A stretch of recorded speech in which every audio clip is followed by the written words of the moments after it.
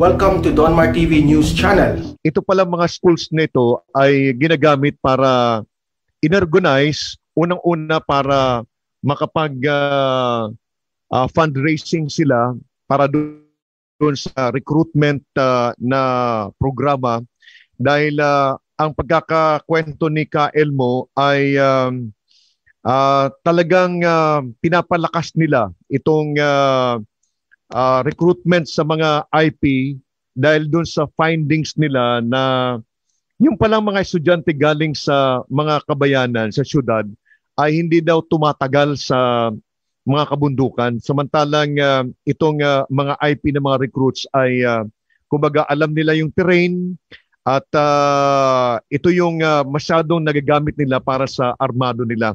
Kaya ito yung ginawa nila ngayon. Ang kanilang tawag dito Ka Eric yung school offensive. Tama ba yun?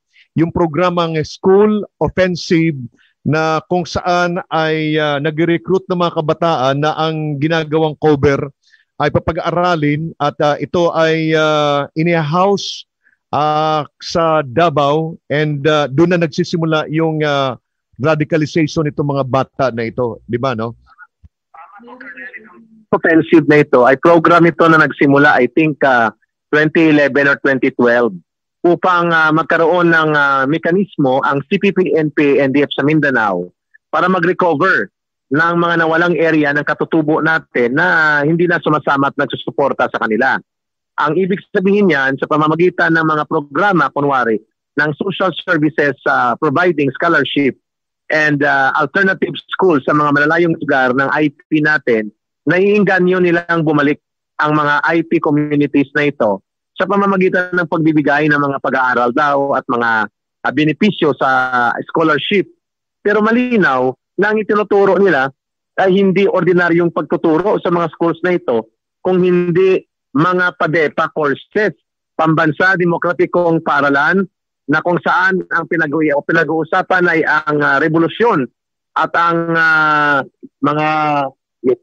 ang mga atkol sa pagsira sa ating bayan, mga kurikulum na naglalayong palaganapin ang armadong pagkilos at ang armadong paglaban upang mapabagsak ang gobyerno na hindi ito pinapayagan ng batas at ng ating Department of Education at ng Commission on Higher Education. Pangalawa, tama po yung binabanggit ni Ka Elmo at ang talakayan nyo sa APA Pilipinas the other day, sapagkat sa pamamagitan nitong School of Offensive ay mabilis sila nakakapag-recruit ng mga kabataang katutubo upang maging bahagi ng mga organisasyong masa nila at mga underground organizations nila.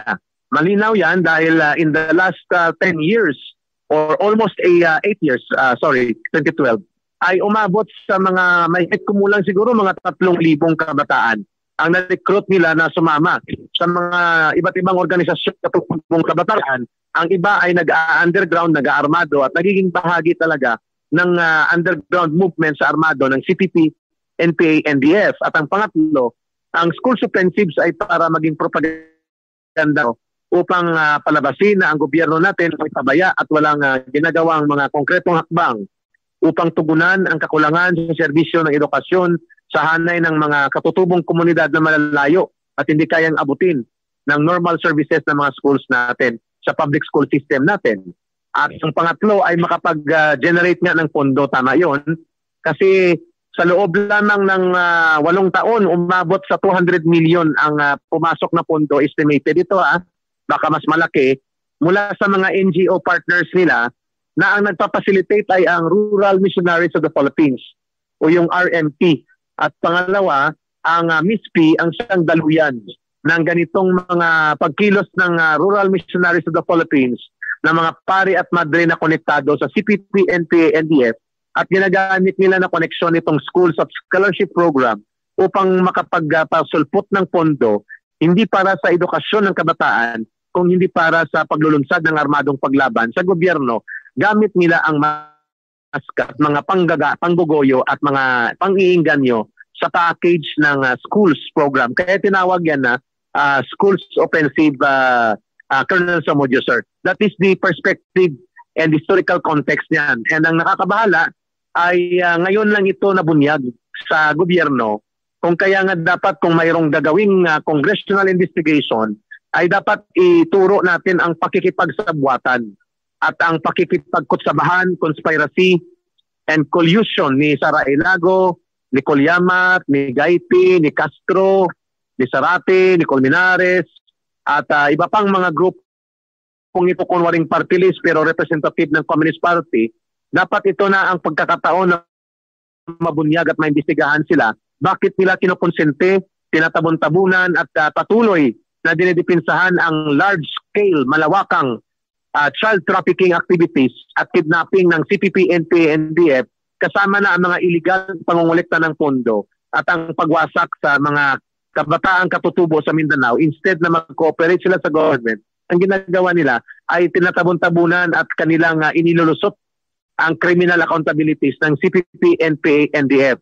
That is why dapat siguro panawagan natin dito, the Department of Justice must make a very special and investigating body para imbestigahan ito, Colonel.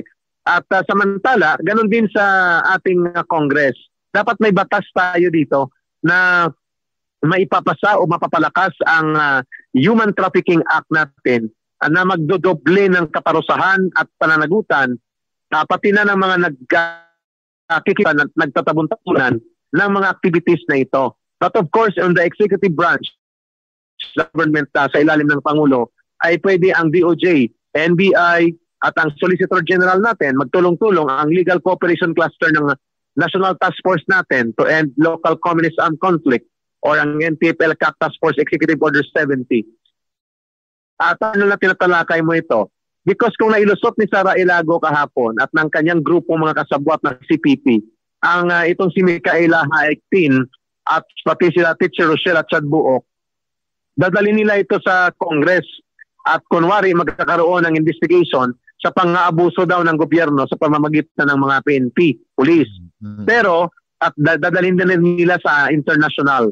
Kaya malinaw na kahapon sa nung Saturday ay na pagkaisahan natin na ibunyag na ito, Colonel, kasi hindi na maganda ang pangyayari at tuloy-tuloy na pumupunta dito at nagpe-pressure doon sa Cebu, sa DSWD at sa local government at sa police ang mga grupo ng CPP na mga kasabwat upang gamitin ang kanilang posisyon, Colonel.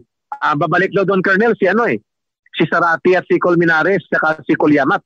So nakakabahala ito kung hindi natin matutulungan ng DSWD at mga PNP dito sa national na maibubunyag itong mga sabwatan at mga ng CPP na sumisira lalo sa kabataan, nagtatabon-tabon sa kriminal na pananagutan ng CPP, NPA, NDF patungkol dito sa mga misfit schools na ito na nangingidnap at nagre-recruit, nagtatraffic ng kabataang minor de edad na mga indigenous people mula sa Mindanao, Colonel Samudio, sir.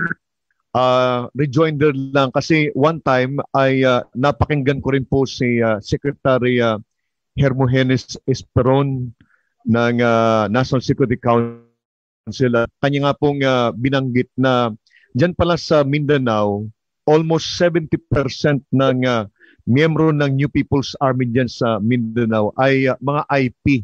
Now I know kung bakit mayroong mga salugpungan school, di ba, no? Kasi dito nila nire-recruit yung mga kabataan.